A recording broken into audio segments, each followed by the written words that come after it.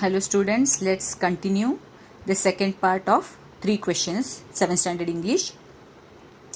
The king turned round and saw a bearded man running towards them.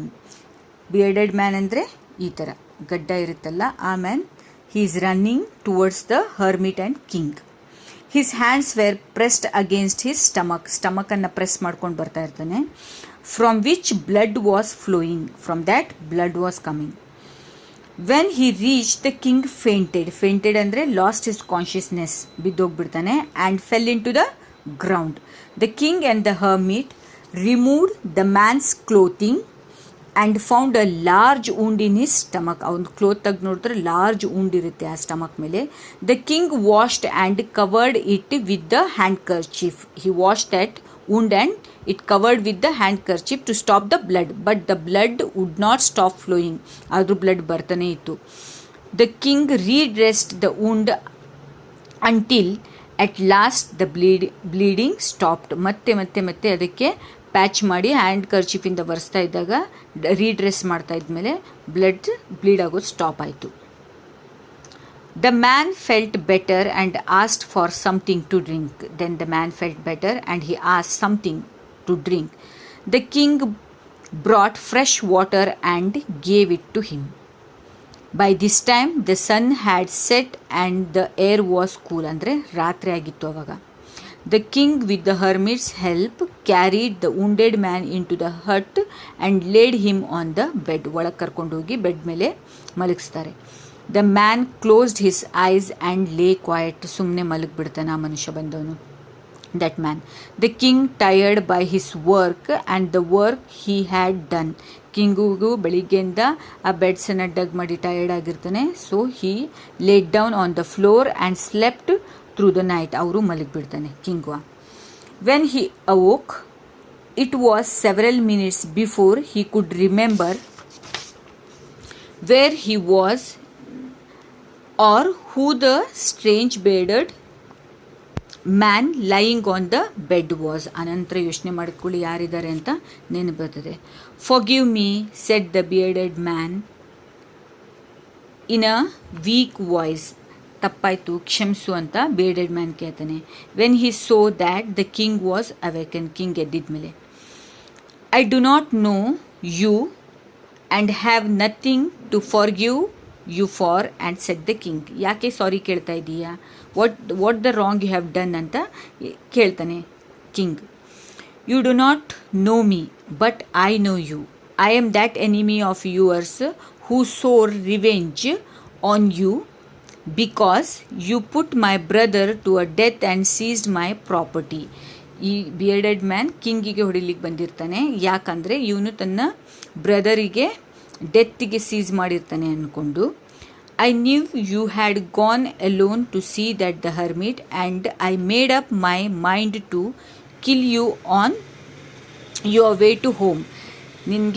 ನಿನಗೆ ಸಾಯಿಸ್ಲಿಕ್ಕಂತ ನಾನು ಬಂದಿರ್ತೀನಿ ಅಂತ ಹೇಳ್ತಾನೆ. But the day passed you did not return.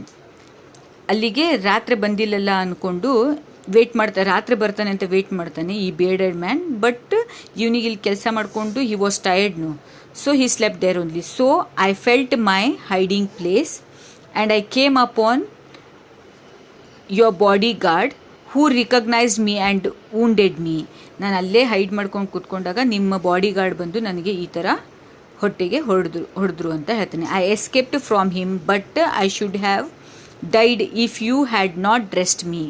ನೀನು ಡ್ರೆಸ್ ಮಾಡಿಲ್ಲಾದರೆ ನನ್ನ ಉಂಡಿಗೆ ನಾನು ಸಾಯ್ತಾ ಇದ್ದೆ ಅಂತ ಹೇಳ್ತಾನೆ. I wish to kill you and you have saved my life. ನಾನು ನಿನ್ನನ್ನು ಸಾಯಿಸ್ಲಿಕ್ಕಂತ ಬಂದೆ, ಬಟ್ ನೀನು ನನ್ನ ಲೈಫನ್ನು ಸೇವ್ ಮಾಡಿದಿ ಅಂತ ಹೇಳುತ್ತೆ.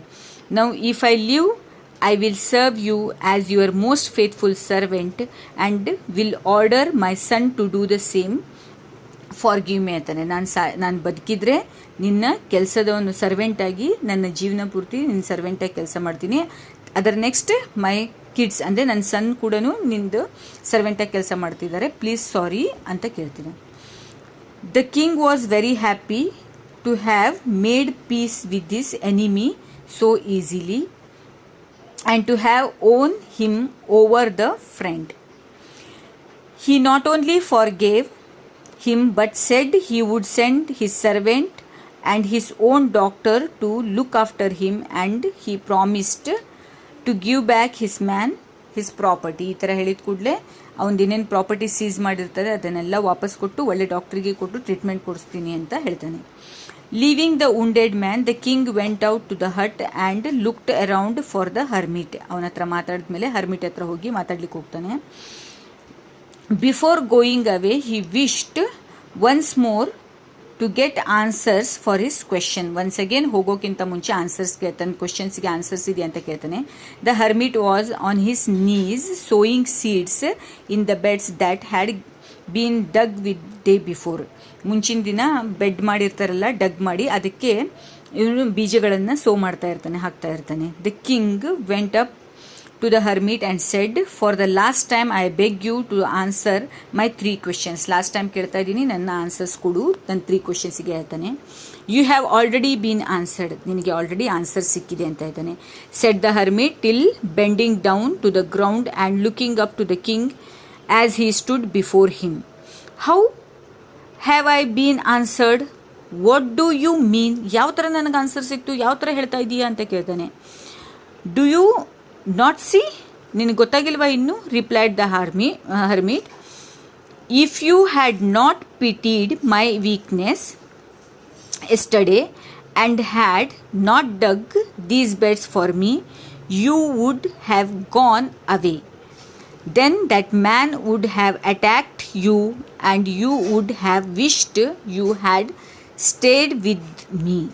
So the most important time was when you were digging the beds. ಏನು ಹೇಳ್ತಾರೆ, ಅವನಿಗೆ ಹೆಲ್ಪ್ ಮಾಡೋಕ್ಕೆ, ಹರ್ಮಿಟಿಗೆ ಹೆಲ್ಪ್ ಮಾಡೋಕ್ಕೆ ಹೋಗಿ ಡಿಗ್ ಮಾಡಿದ್ದಕ್ಕೆ ರಾತ್ರಿ ಆಗಿತ್ತು. So he did not go return. ಅವ್ನು ರಿಟರ್ನ್ ಹೋದರೆ ಈ ಬೇರ್ಡೆಡ್ ಮ್ಯಾನ್ ಅವನಿಗೆ ಏನು ಮಾಡ್ತಾಯಿದ್ರು, ಹೊಡೆದಾಗ್ತಾಯಿದ್ರು, ಸಾಯಿಸ್ತಾ ಬಿಡ್ತಾಯಿದ್ರು. ಆ ಪಿಟಿ ತೋರಿಸ್ತಾರಲ್ಲ, ಪಾಪ ಅಂತ ಈ ಹರ್ಮಿಟಿಗೆ ತೋರಿಸಿ ಆ ಡಿಗ್ ಮಾಡ್ತಾರಲ್ಲ, ಆ ಡಿಗ್ ಮಾಡಿದ್ದಕ್ಕೆ ನೀನು ಇಲ್ಲಿ ಇರೋಂಗಾಯಿತು. So the most important time was when you were digging the bed. ಆ ಡಿಗ್ಗಿ ಮಾಡ್ತಾ ಇರೋದೇ important time. And I was the most important man. ನಾನೇ ಯಾರು ಮಾತು ಕೇಳಬೇಕು ಅಂದರೆ ಆ ಇಂಪಾರ್ಟೆಂಟ್, ಆ ಸಿಚುವೇಶನಿಗೆ that important man was hermit. And to do me good was the most important business. ನನಗೆ ಒಳ್ಳೆಯದನ್ನು ಮಾಡಿದೆಯಲ್ಲ ಡಿಗ್ ಮಾಡಿ, ಅದೇ ಇಂಪಾರ್ಟೆಂಟ್ ಬಿಸ್ನೆಸ್ ಅಂತ ಹೇಳ್ತಾರೆ. ಯಾವುದು ಇಂಪಾರ್ಟೆಂಟ್ ಟೈಮ್ ಇಲ್ಲಿ? When he was digging and who the person he want to listen at that time, that important man was hermit. And to do what was the good thing he has done, that important business work ಮಾಡ್ತಾರಲ್ಲ, ಆ dig ಮಾಡಿದ ಅದೇ work important.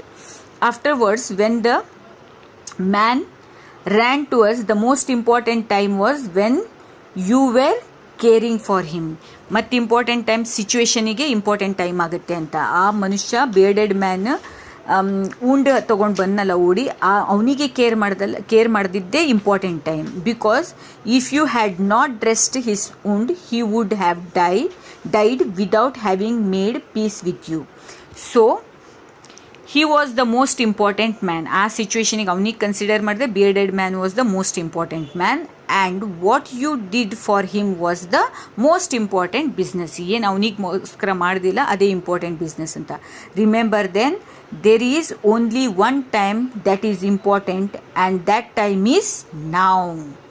Which is the important time to do? It's a now. This time is very important. This time is very precious. We have to utilize it very neatly. It is the most important time because it is the only time we have any power to act, because past is past and future we don't know. So whatever we have to do, the good things we have to do in a now. The most necessary person is the person are with you at that particular time. And which is the person is most important at that time? Whoever the person is with you on that particular moment, is that person is very important, a necessary person. Or no one knows what will happen in the future and whether we will meet anyone else.